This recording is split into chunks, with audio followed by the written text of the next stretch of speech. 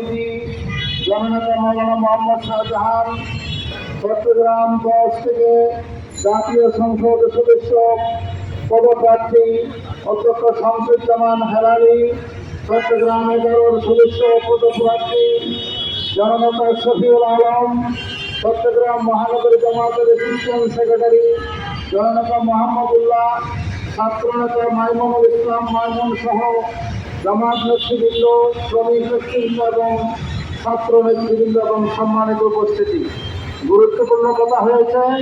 আমরা সংযুক্ত মিছিল করব। সংক্ষেপ কথা হলো, যারা আজকে গণভোটে না ভোটের পক্ষে কথা বলছেন, তারা শহীদ প্রেসিডেন্ট জিয়া রহমানের আদর্শকে ভুলে গিয়েছে। শহীদ প্রেসিডেন্ট জিয়া রহমান 1977 সালে গণভোট আয়োজন করেছিলেন পাকিস্তানের বিরুদ্ধে, আর 26 ফেব্রুয়ারি গণভোট হচ্ছে ফ্যাসিবাদের বিরুদ্ধে।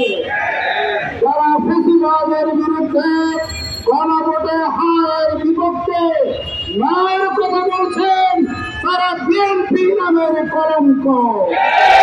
বিএনপির পরিচয় দেওয়ার কোন অধিকার তাদের নেই। 1991 সালে বেগম খালেদা জিয়া গণভোট আয়োজন করেছিলেন। সেই গণভোটের উদ্দেশ্য ছিল প্রেসিডেন্ট শাসিত সরকার স্বৈরাচারের শাসিত স্বৈরাচারের বিরুদ্ধে সেই গণভোট ছিল। যারা বেগম খালেদা জিয়ার আদর্শে বিশ্বাসী, তারা অবশ্যই গণভোটে হায়ের পক্ষে থাকবে। যারা আজকে নায়ের প্রচারণা চালায়, তারা বেগম খালেদা জিয়াকে বলে গিয়েছে। তাদের শহীদ প্রেসিডেন্ট জিয়া রহমানকে বাদ দিয়ে, বেগম খালেদা জিয়াকে বাদ দিয়ে সেই নতুন বিএনপি আপনারা এনেছেন, সেটা হচ্ছে নব্য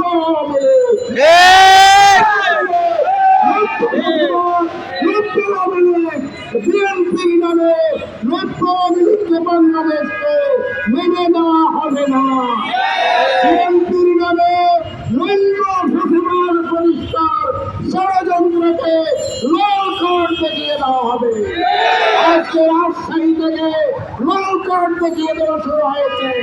আগামী 2 তারিখে আমাদের আমিরে জামাত চট্টগ্রাম আসবেন। সেই দিন আমরা চূড়ান্তভাবে তাদেরকে লাল কার্ড দেখিয়ে দেবো ইনশাআল্লাহ।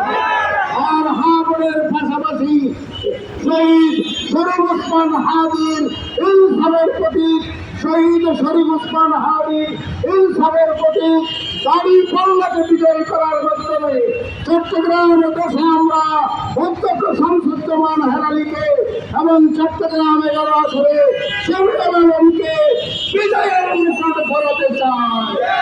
ইনশাআল্লাহ আগামী সংসদে চট্টগ্রাম মহানগরীকে বাণিজ্যিক রাজধানী হিসেবে গড়ে তোলার জন্য ওনারা ভূমিকা রাখবেন, সে আশাবাদ ব্যক্ত করে আজকের সমাবেশ এখানে শেষ করছি। এখন সংক্ষিপ্ত মিছিল হবে।